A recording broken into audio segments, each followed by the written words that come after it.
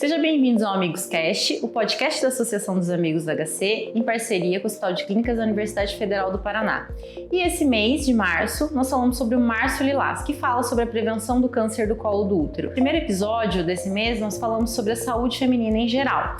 E hoje a gente vai dar o foco do nosso programa em relação à prevenção do câncer do colo do útero. E eu recebo aqui a doutora Rita Mayra Zanini, que é professora titular de ginecologia da Universidade Federal do Paraná e também é chefe do setor de patologia do trato genital inferior e colposcopia do Hospital de Clínicas da Universidade Federal do Paraná. Seja bem-vinda, doutora.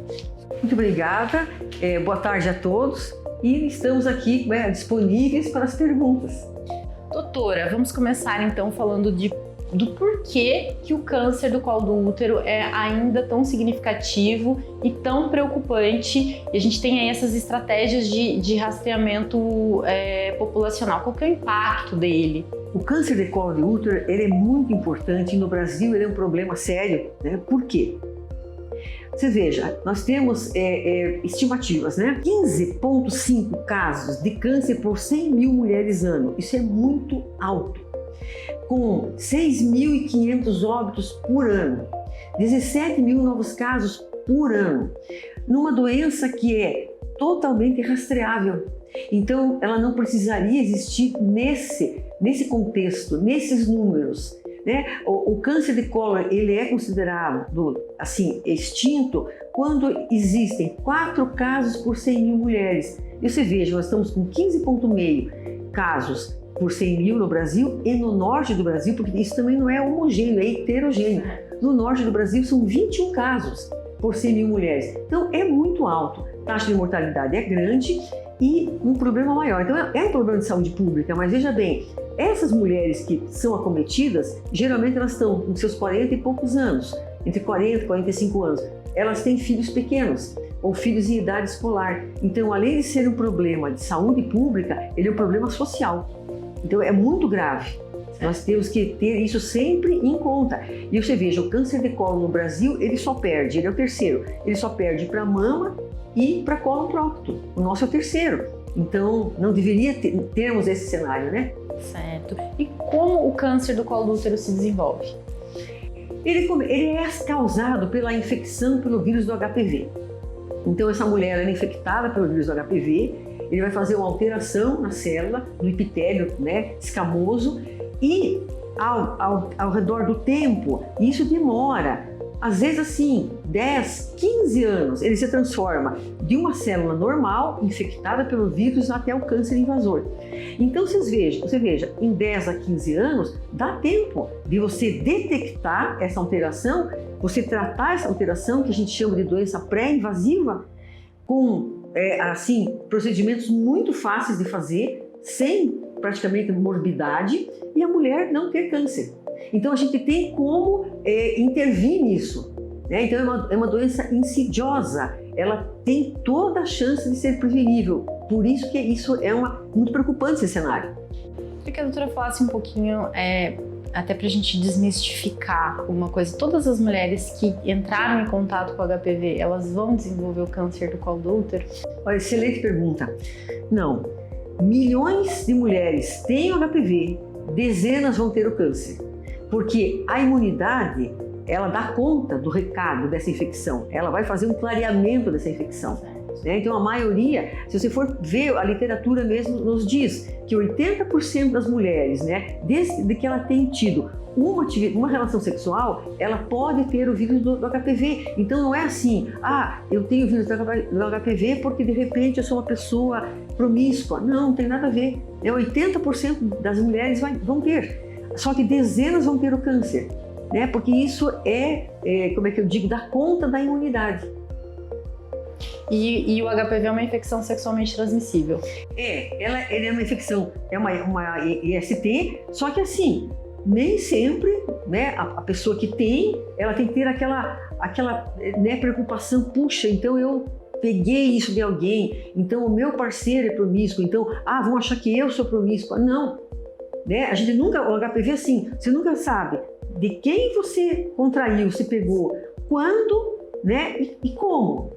Ninguém sabe. né? E a gente sabe, inclusive, que a infecção pelo HPV, ela é transmissível já através da bolsa amniótica.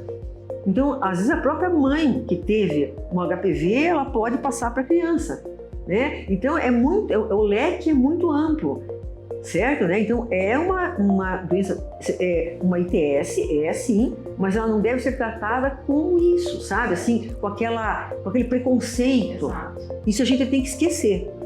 E em relação, a doutora comentou que a gente tem aí perspectivas de ter até 80% da população, das mulheres contaminadas com HPV, então na maioria das vezes entendo que sejam sintomáticas, que vai passar e que não vai sentir nada e a gente nem vai saber que teve.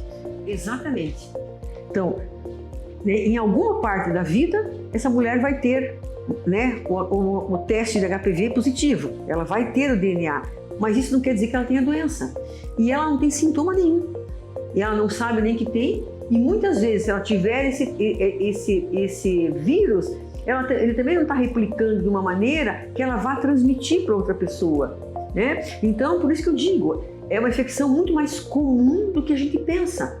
E não é um vírus novo, um vírus que surgiu agora. Não, da década de 80 para cá, foram feitas muitas descobertas a respeito dele. Mas esse vírus existe desde a antiguidade. Na antiguidade, existem estátuas gregas de homens, né, com as verrugas genitais. Por quê? Porque naquela época, inclusive, né, você pegava uma verruga genital, geralmente nos banhos públicos, e isso era coisa de pessoas de elite. Então, para eles era até bom se ter, era sinal que você frequentava lugares de elite. Um status.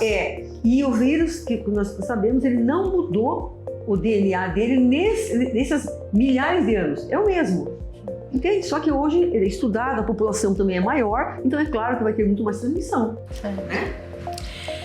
E como é que eu descubro, doutora, quais são as estratégias de diagnóstico para a gente acompanhar? Então, se muitas mulheres vão acabar tendo contato com o vírus, a gente vai ter que fazer algum acompanhamento disso para ver, mesmo que seja uma possibilidade pequena que pode evoluir para o câncer do colo do útero, existe uma possibilidade. Como é que a gente faz esse diagnóstico? Como é que a gente faz esse acompanhamento? Certo. Então, vejam, dando assim, voltando um pouquinho, né, pelo rastreamento. Então, o nosso rastreamento, até ano passado, ele era feito através da citologia. A citologia é um método muito bom, nossa, ela segurou muito o câncer de colo, né? Só que a sensibilidade dela é de 69%, então ela não é tão sensível como o teste do HPV, que tem 95% de sensibilidade, é muito mais sensível. O que as pessoas, a literatura descobriu, os pesquisadores? Que o HPV, ele causa o câncer de colo. Não só ele, né? Tem que ser ele mais série de cofatores. Então ele é essencial. Se ele não tiver, dificilmente a mulher vai ter. Em alguns casos só que ela pode ter, mas assim, nem contaria no bojo total. Então o que acontece?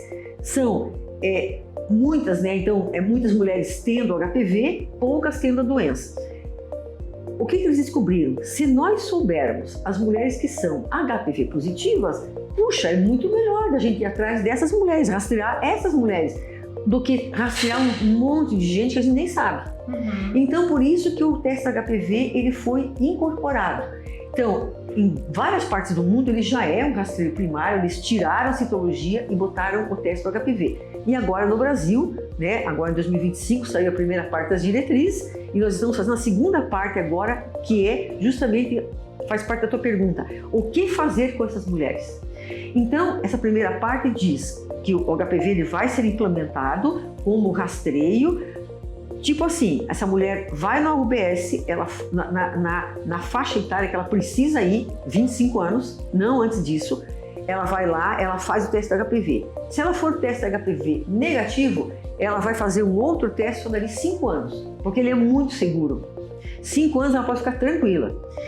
Se ela for HPV positivo, então ela será encaminhada para a unidade secundária de saúde. E aí começará, né, existe um leque de normativas para que essa mulher seja acompanhada, certo, né? Então por quê? Porque das mulheres HPVs positivas, só 10%, né, das mulheres rastreadas, vamos supor, pega o Curitiba inteiro, vamos rastrear as mulheres entre 25 e 65 anos. O que a gente vai ver? Que só 10% vai ser HPV positivo. A maioria vai dar negativo. Tá? Aí essas 10% que eu tenho que saber o que fazer com elas. Certo. Então elas vão sim ser acompanhadas. Eu não posso dizer, né, a senhora é um HPV positivo e tudo bem, vai embora, né? Não.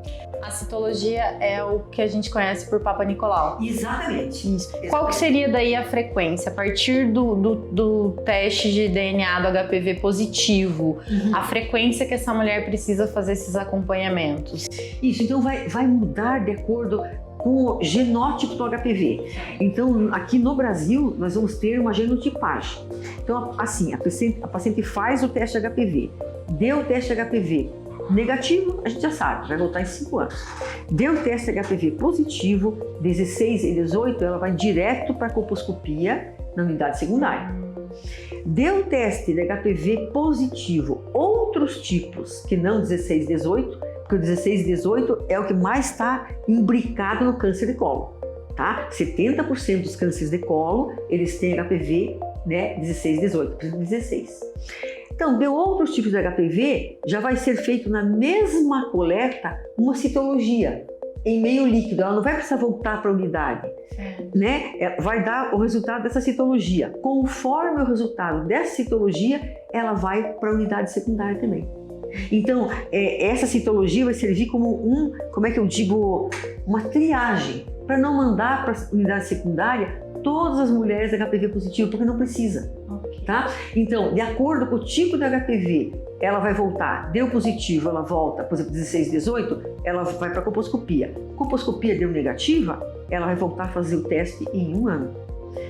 A colposcopia deu positiva, ela vai seguir um algoritmo que já existe agora com a citologia. Tá? Ela vai para a colposcopia. Tá valendo já. Aí, se ela for HPV outros, que a gente chama, vai fazer citologia reflexa. Se a citologia reflexa for positiva, ela vai para a colposcopia. Se a citologia reflexa dela der negativa, repete em 1 ano. E daí vai ter todo um algoritmo.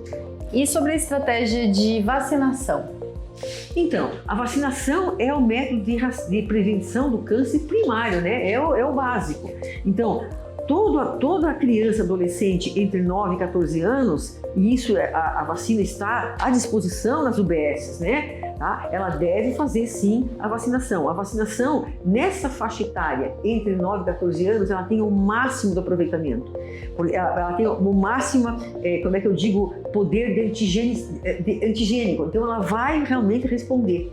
E dificilmente essa criança vai ter o câncer de colo. Então a vacinação deve ser feita, né, nessa faixa etária em prioridade. Se ela não fez, porque não tinha, ou porque a mãe não levou e coisa e tal, existe o catch-up, né? Existe um resgate até os 26 anos. Né? Então ela vai fazer, porque também tem muita ainda, poder de gerar anticorpo, tá? Então é muito bom. Se por um acaso ela for uma paciente, uma pessoa que ela é imunodeprimida ou ela teve o vírus do HIV, ela pode fazer essa vacinação até os 45 anos, lá no postinho. Certo, né? Então, existe no posto, sim, a vacina. Só que a gente tem que dar prioridade para aquelas faixas etárias onde mais responde, né? Então, na adolescência, é aquilo que deve ser feito. Porque essa pessoa tem baixa probabilidade de ter um câncer de colo. Mas isso não libera essas meninas de fazerem o rastreio com o teste. Não é porque ela fez a vacina e ela vai ficar muito protegida, que ela não vai fazer o rastreio. Ela precisa fazer o rastreio. Só que a chance dela no rastreio ter algum problema é muito pequena. Meninas e meninos têm que se vacinar. Sim, meninas e meninos. E daí a gente sabe que tem um impacto, o HPV acaba tendo um impacto diferente, né, por conta do câncer do colo do útero para a mulher do que para o homem. E daí, qual é a colaboração dos homens nesse sentido, então? Porque na maioria das vezes o HPV vai ser assintomático, né?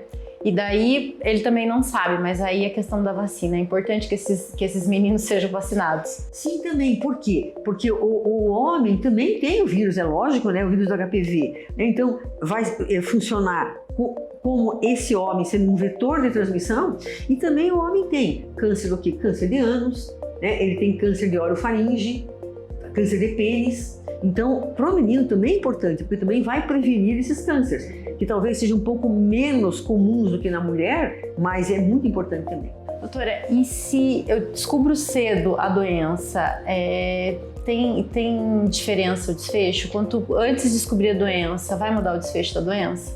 Com certeza. Então, assim, o câncer ele começa, como eu expliquei no começo, ali no início, né? Por formas pré-invasivas, que a gente chama de neoplasia intraepitelial cervical, a famosa NIC, que as mulheres até vão lá no Google e veem, né? Tá? Então a gente existe, tem NIC 1, NIC 2, NIC 3, né?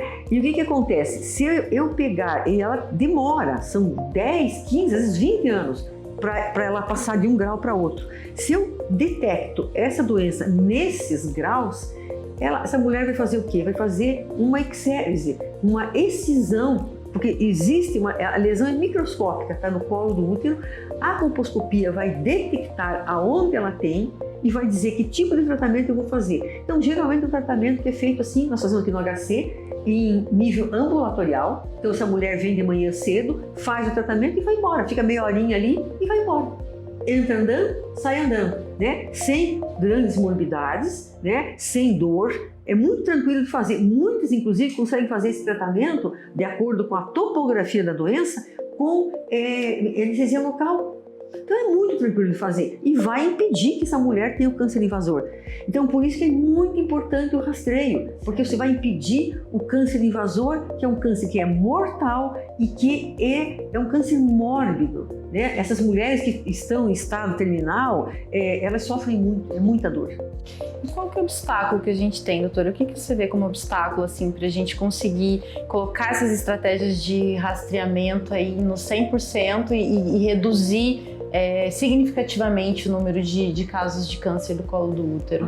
Importantíssima essa pergunta, né? Eu acho assim, uma é falta de informação.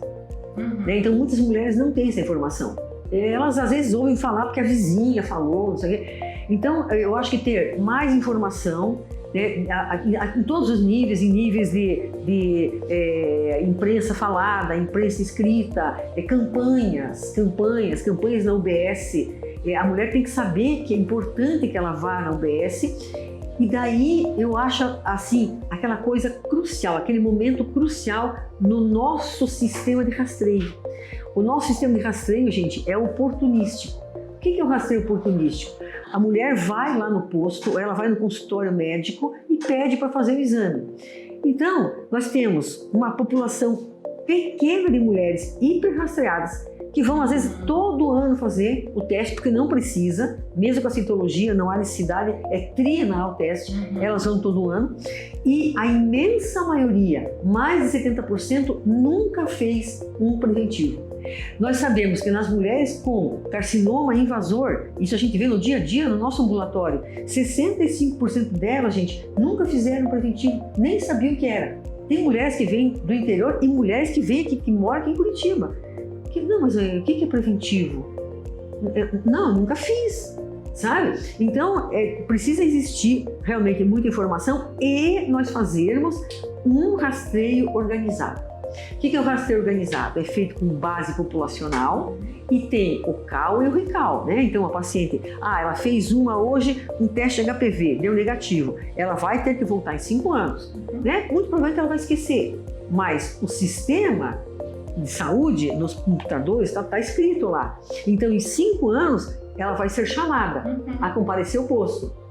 E assim você tem total controle da população, que é o que existe nos países de primeiro mundo, né? Tá? Então, principalmente no Reino Unido, na Escandinávia, nos Países Baixos, a taxa de câncer caiu vertiginosamente por conta disso, por conta do rastreio organizado. Então, o grande desafio, eu acho, no Brasil, até porque é um país continente, a gente tem que levar em conta isso, né? Os países europeus são tamanho do Paraná, às vezes, né? Até menor.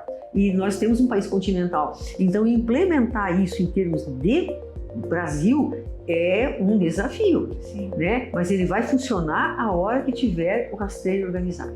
Perfeito. Doutora, e para a gente encerrar, o que você pode deixar de conselho, assim, para prevenção do câncer do colo do útero? Eu acho assim, não ter medo de fazer o exame. né? Nós estamos ainda na transição entre o teste do HPV e a citologia, então ainda está valendo a citologia. É ir no posto de saúde, fazer a citologia, não ter medo, o exame não dói, é um exame muito rápido, ele não é invasivo, né? Ele não vai doer, a pessoa faz esse exame e já sabe que já tem, né, uma amostra que pode, no caso, prevenir uma doença que é muito terrível, né, que é extremamente mórbida e mortal. O câncer de colo mata. Então, não ter medo, ir no posto. E fazer o exame preventivo. Exatamente. A gente conhece por preventivo, por Papa Nicolau. Isso, perfeito. Doutora, muito obrigada. Imagina, olha aqui. Pessoal, foi mais um episódio, então, falando sobre a prevenção do câncer do colo do útero. Gostou do conteúdo? Curte, comenta, compartilha.